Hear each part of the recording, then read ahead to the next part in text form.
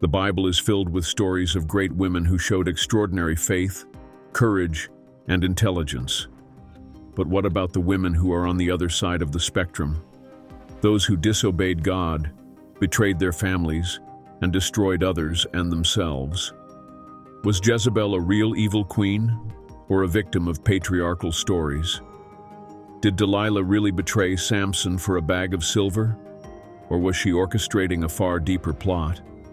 And Eve, was her infamous bite a gesture of rebellion, or the ultimate quest for knowledge? We explore the lives of three women who have been branded as the worst in the Bible. Third position goes to Herodias, one of the Bible's most evil female characters, whose name is forever connected to scandal and betrayal. However, let's go back in time and set the scene with John the Baptist before delving into her infamous acts. John wasn't an ordinary man. He was a fiery and brave prophet who traveled the desert close to the Jordan River, encouraging people to turn from their sins and demanding repentance with a voice that could tremble the sky. Many found his message compelling, and he developed a devoted following that was ready to hear whatever he had to say. However, John's boldness knew no limits, and he soon directed his harsh criticism at a powerful and controversial marriage. Herod Antipas, the king of Perea in Galilee, had just divorced his legal wife and wed Herodias. The twist? Herodias wasn't just any woman. She was the former spouse of Philip, Herod's own brother. This act sent shockwaves through society because it was not only a scandal of the heart, but also an obvious violation of Jewish law. When John publicly criticized the union, tensions broke out. The prophet's words directly challenged the powerful couple, and Herodias was unwilling to let her name be tainted, so she began planning a way to silence him forever.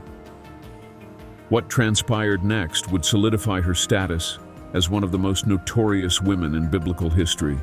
He strongly rejected the illegal marriage of Herod Antipas and Herodias, pointing out the moral decline it represented. His blazing words echoed out like thunder, causing Herodias to feel both threatened and humiliated. She viewed John not merely as a prophet, but as a hindrance to her goals, a voice that had to be muted. Meanwhile, Herod Antipas had a complex admiration for John despite all of his shortcomings. He regarded him as a prophet, a man of strong beliefs whose words, while unsettling, held an undeniable truth. John's speeches both fascinated and frightened Herod, but mere admiration wasn't enough to protect the prophet from the pressures Herod faced. Herod was eventually influenced by political connections, social standards, and Herodias' relentless influence, and John was taken into custody. John the Baptist continued to be a strong character even while arrested. To the people, his imprisonment represented more than a personal tragedy. It represented the ongoing struggle between divine morality and human ambition. However, putting John in jail wasn't enough for Herodias. She wished to quiet him forever. Herod threw a lavish feast that set the stage for her clever scheme.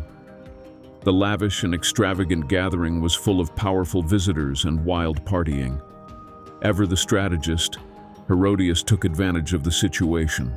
She sent her daughter Salome to dance, a performance so mesmerizing that it left Herod spellbound.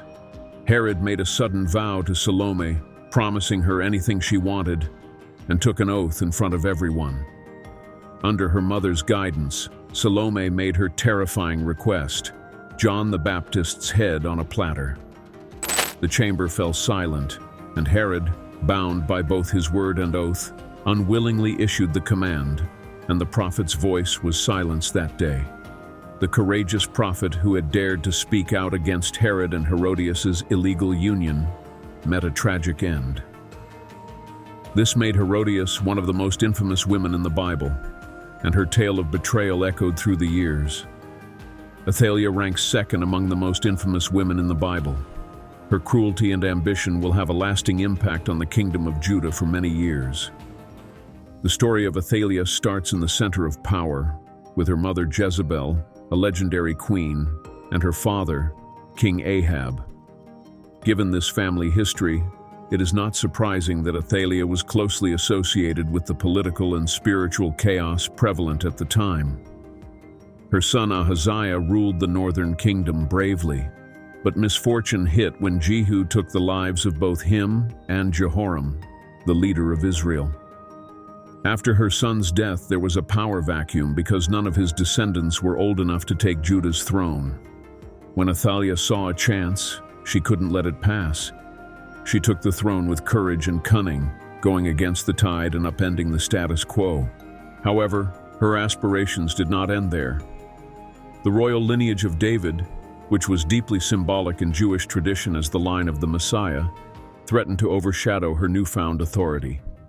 Athaliah made a harsh and cold choice, determined to maintain her rule at all costs.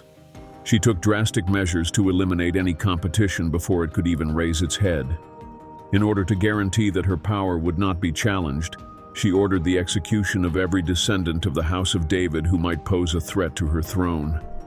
It was nothing short of a bloodbath when Athaliah mercilessly ordered the killings of all possible heirs to her throne in an attempt to eradicate David's royal heritage. Her ambition was limitless, and she thought she had eliminated any threat to her rule. However, Jehoiada, the high priest, was able to hide Joash, the only remaining descendant of David, in the temple, interrupting her cruel and cunning plan. This courageous act of defiance guaranteed that the Davidic lineage would endure, preserving the prospect of a legitimate heir. Jehoiada carefully outlined a strategy to crown Joash as king when he became older. A public ceremony was planned, and the people rallied behind the legitimate ruler. The moment Joash's true identity came to light, the atmosphere in the city changed in the blink of an eye. The streets buzzed with excitement as the news spread like wildfire. There was a serious risk of rebellion, and Athaliah, noticing the approaching storm, tore her clothing and yelled in a rage, "Treason! Treason!" But the populace ignored her frantic pleas, remaining loyal to Jehoiada and the restoration of the Davidic line. Joash's accession to the throne changed history, and Athaliah's violent rule ended abruptly. She was captured outside the temple, brought to the royal palace, and put to death. Her death is recorded in the second book of Kings 11:16, ending a bloody chapter of betrayal and power struggles. Athaliah's time in power was defined by bloodshed and betrayal, but ultimately the rightful king was crowned, allowing the legacy of David to continue. Leading the pack is the most ruthless woman in the Bible, Jezebel. Who was Jezebel, and just how bad was she? Jezebel has been associated with evil for more than 2 millennia. She has been portrayed as the ultimate bad girl of the Bible, a notorious character whose story continues to reverberate across time. The legacy of this ancient queen is based on her dark reputation as a cunning and cruel woman who was denounced as a murderer, a prostitute, and a sworn enemy of God. She has become a symbol of scandal and corruption because her name has been so thoroughly tarnished that it has been used to refer to everything from lingerie lines to World War II weaponry. But what makes her so notorious? To understand Jezebel's reputation, you must study her reign, a story of power, manipulation, and betrayal that led to her dramatic downfall, fulfilling the prophecy of divine justice. Jezebel had a strong political relationship with Ahab, the king of Israel, after marrying the Phoenician princess. However, this union would become much more than just a marriage. It would be the start of a tragic period in Israel's history. Jezebel brought with her not just the title of queen, but also the worship of a heathen deity that would soon become deeply ingrained in the Israelites' hearts, Baal. Her influence extended well beyond her palace walls, as she actively promoted Baal worship throughout the entire kingdom. Israel's once strong devotion to Jehovah was eclipsed by the emergence of temples and altars devoted to this foreign deity. Jezebel was more than simply a queen. She was a wicked force who used her position of authority in ways that could only be described as cruel. Under her authority, idolatry thrived, and she brutally silenced anyone who dared to oppose her. Jezebel was merciless, putting many prophets to death for daring to oppose Baal worship. Among them was Jehovah's prophet Elijah, whose life was in danger due to the queen's anger. Jezebel exercised her royal authority with a fierce determination to propagate this foreign faith, using state resources to finance and promote hundreds of prophets of Baal. But what most highlighted her evil was her twisted sense of entitlement.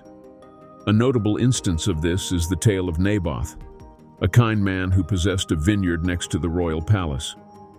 When King Ahab proposed to purchase the land, even offering a fair price, Naboth stood his ground, firmly believing that the land was not his to sell. Ahab's frustration at the rejection was evident, and his fixation on acquiring Naboth's vineyard intensified. However, Jezebel, who was always scheduling, spotted a chance. She couldn't stand to watch her husband's wishes go unfulfilled, so she created a cunning scheme to ensure that Ahab received what he wanted. Jezebel planned to falsely accuse Naboth of blasphemy and called in fictitious witnesses to support the fabricated accusations. Her evil scheme resulted in the brutal execution of Naboth, who was falsely convicted and stoned in the streets. The gravity of Jezebel's actions revealed the extent of her wickedness and underscored the moral decay that had developed under Ahab and Jezebel's rule. As usual, divine justice proceeded immediately. God's fiery messenger, the prophet Elijah, faced Ahab and Jezebel and gave them a dire prophecy. He vowed that Jezebel's evil deeds would be made right and that their brutality toward Naboth would not go unpunished.